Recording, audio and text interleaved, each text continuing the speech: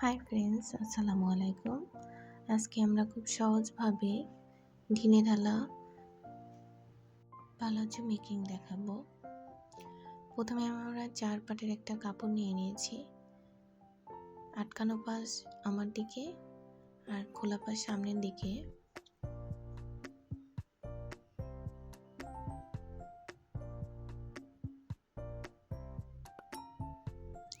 প্রথমে আমরা ইলাস্টিকের মাপ নিয়ে নিলাম, 2 ইঞ্চি করে দাগ টেনে নিচ্ছি।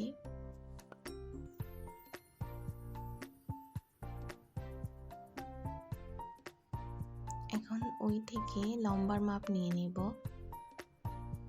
লম্বা আমি এখানে নিয়েছি 38 ইঞ্চি এবং দাগ দিয়ে নিলাম। পায়ের কাছে আমরা 1.5 ইঞ্চি চওড়া বর্ডারের জন্য রেখে দিলাম। এখন আমরা হাইয়ের মাপ নিয়ে নেব।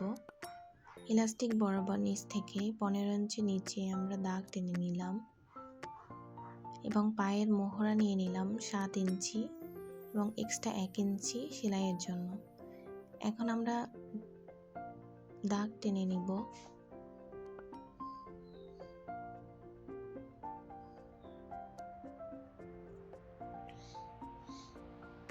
দাগ বরাবর কেটে নিলাম।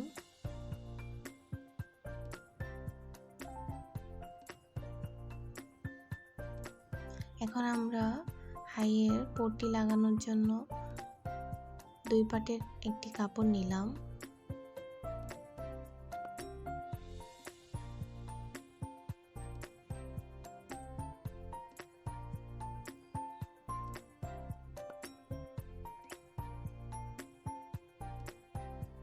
লম্বায় 7 ইঞ্চি বরাবর কেটে নিলাম।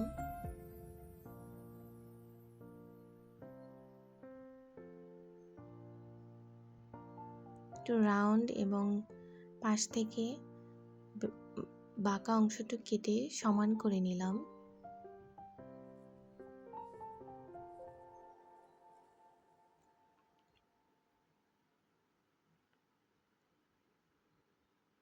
এখন আমরা রাবার কেটে নিব। 1.5 ইঞ্চি বরাবর একটা রাবার লম্বায় আমরা নিলাম 26 ইঞ্চি।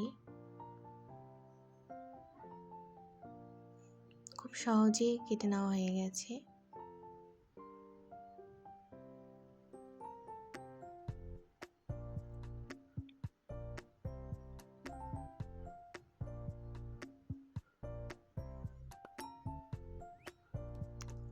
এখন আমরা নিচের পায়ের মোহরার বর্ডার দিয়ে নিব।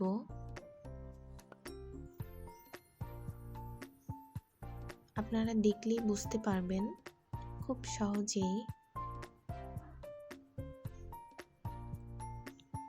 2 পাটেরই নিচের মোহরার অংশ সেলাই দিয়ে নিব। আমার সেলাই হয়ে গেছে।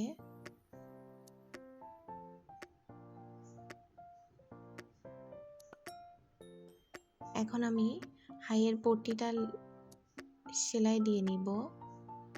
দুইটাই 2 পাশে জয়েন করে সেলাই দিব। অবশ্যই আপনারা ডাবল স্টিচ করে নেবেন।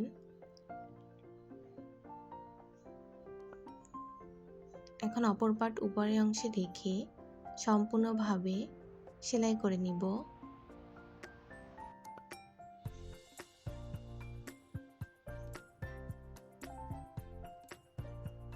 আমার সেলাই দেওয়া হয়ে গেছে।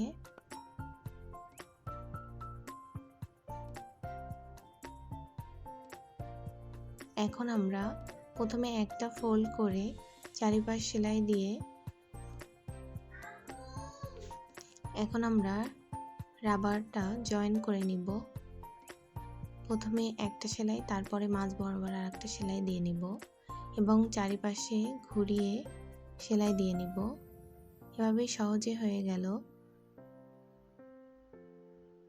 Salwar cutting stitching. Thanks for watching. আসসালামু আলাইকুম ওয়া রাহমাতুল্লাহ।